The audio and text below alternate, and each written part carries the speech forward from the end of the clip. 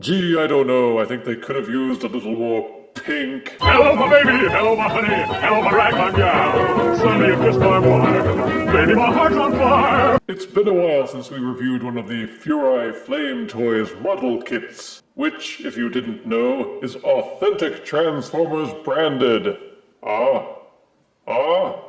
We did Optimus Prime, we did Megatron, and now we're gonna do Arcee. Don't snicker, Crow. Anywho, Arcee was introduced as a character for the 1986 animated movie, a Fem-bot, in the hope that it might lure some girls into this mostly male-subsumed franchise. It didn't really work. Most girls weren't fooled, but there is such a thing as slow burn. And after 30 years, the character has been pretty much accepted and sealed into the franchise at large, with plenty of fans, both male and female. The females accepted Arcee as one of their own, while the males accepted her for, well, let's call them aesthetic reasons. Whatever the reasons might be, Arcee seems here to stay. The people at Furai Model Flame Toys have made a lot of model kits. Without the restraints of having to worry about transformation engineering, they were freed up to focus on what they seem to do best: stylization. In this case, the model of Arcee is made to appear as if she were squeezed through some kind of anime hydraulic press. See the explosive image on the front of the box. A close-up of Arcee's dainty, girlish face on the side panel.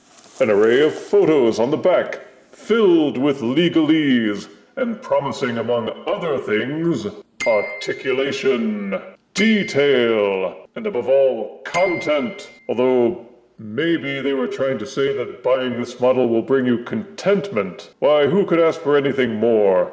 Enjoy, well, nothing really on the other side panel. Now let's open up this kit and take an Arcee.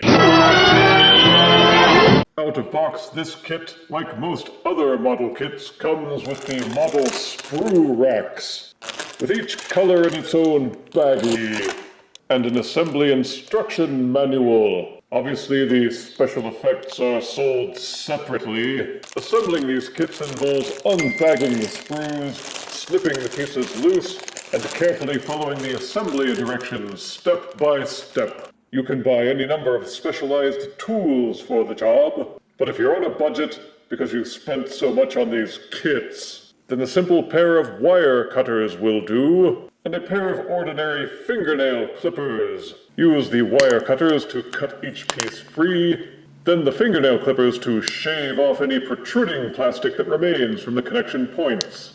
It's a tedious process that can take hours, even days. But uber entities such as myself don't have to put up with that nonsense. Now, mortals, reel in astonishment as I use my awesome powers to assemble the entire kit in the blink of an eye. See how easy that was? It comes with a number of accessories which must also be assembled, including this pistol accessory, a pink sheath accessory which attaches to the pistol, a rifle extension accessory which attaches to the sheathed version of the pistol, a blade accessory which can be plugged into either the pistol or the rifle. There are two versions of each hand, a clenched fist hand for holding the weapons, and an open palm slappy version of each hand.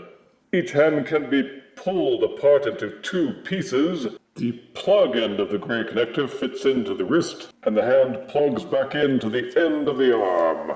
The blade can be plugged into the end of the pistol accessory, split the pink sheath apart, and fit it around the pistol, and that gives it nice, girly highlights. But don't worry, the blade can still be fitted in and has an extra tab to hold it in place. Then there's the rifle attachment. The sheathed pink version of the pistol plugs into the front, then it curls around and tabs around the back. But don't worry, the blade can still be fitted in to make it a rifle bayonet. A hand must be taken apart again in order to fit it to the rifle. Insert the curled portion of the fingers around the gun handle, then plug the thumb section securely back around it, and have her wield the rifle or the pistol in any combination that you choose. Sadly, there's no way to store the weapons except by having the figure hold them in hand.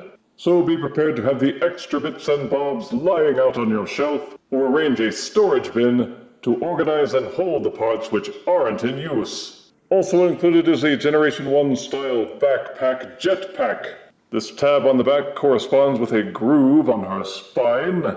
Plug it in if you want that Generation 1 backpack accuracy look. The angle on each nacelle can be adjusted to keep them close to her shoulders or out of the way if you want.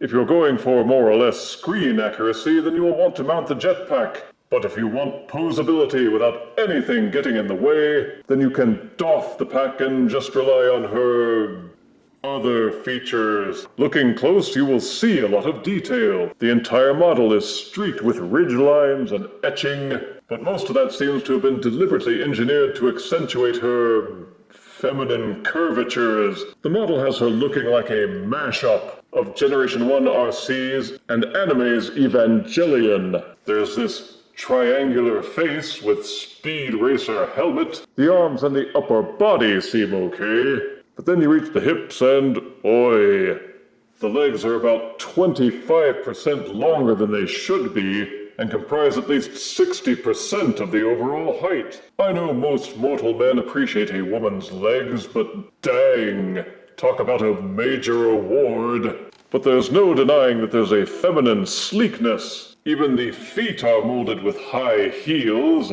because, you know, mortal women all wear high heels for comfort and mobility. Colors are mostly off-white and some pink sections, mostly on the upper body and the jetpack. There's some gray and black, but it's hard to spot through all the white bits. The sticker decals are a royal pain to apply if you're doing it by hand. Be sure you have some tweezers or other fine pointed implements to do that job, because there's no way your fleshy meat tubes will be able to accomplish it. The stickers are a metallic blue, which sets off the sections that they're applied to. They even threw in one to serve as her cybernetic belly button.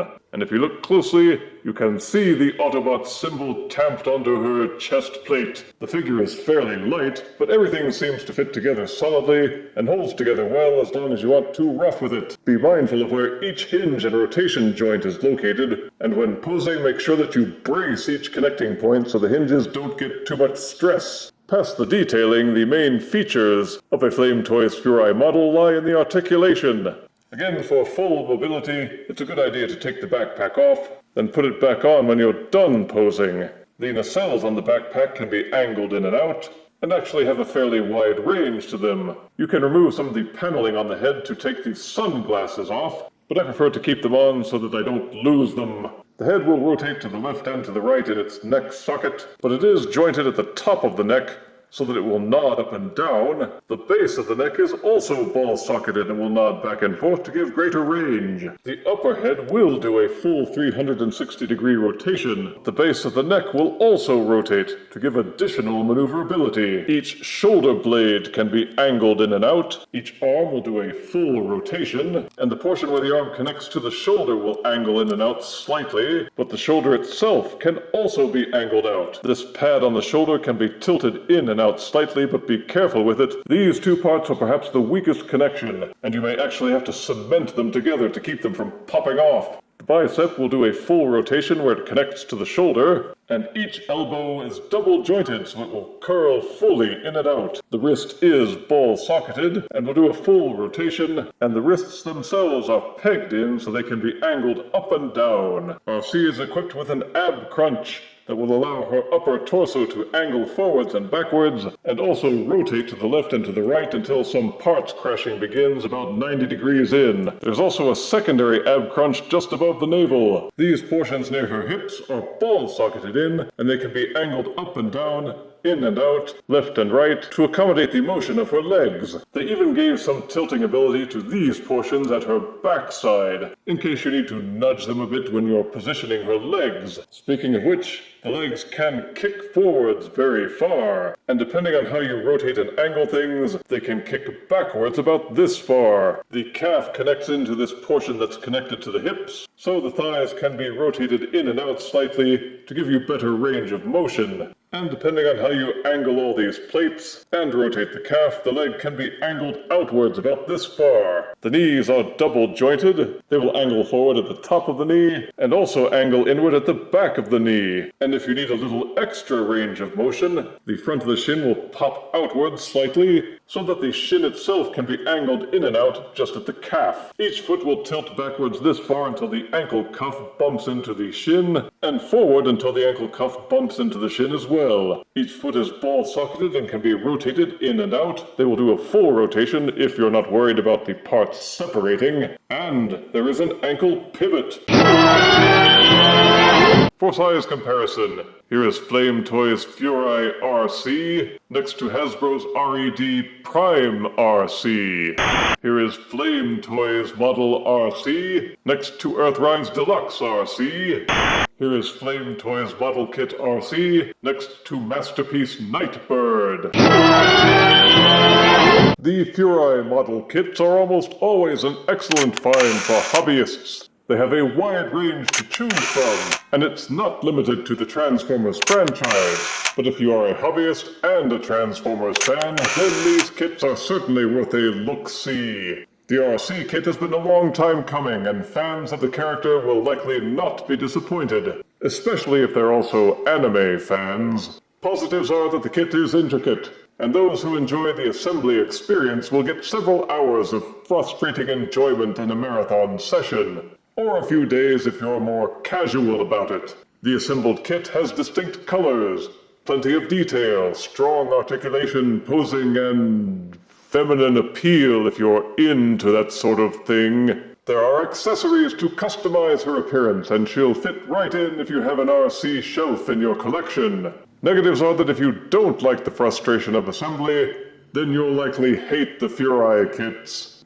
They're also kind of pricey, and there's a certain degree of investment required in both buying and assembling the kit. The labels in particular are minuscule and easy to lose or ruin if you're not super careful. Some of the parts will pop off if you rotate them too much or in the wrong way. It's easy to lose or damage some parts if you're too ham-handed. In order to balance the figure and make use of the articulation potential, you'll almost certainly need to invest in a figure stand of some kind. And you may simply be put off by the whole anime girly girl look that they went for. But the Furai Toys Arcee model kit is a solid outing as an assembly project and a completed figure, which I give 8 out of 10 deaths. It's a good model, even if it's not a supermodel. If you refuse me, honey, you lose me, then you'll be left alone. Oh, baby, tell more and tell me I'm your own.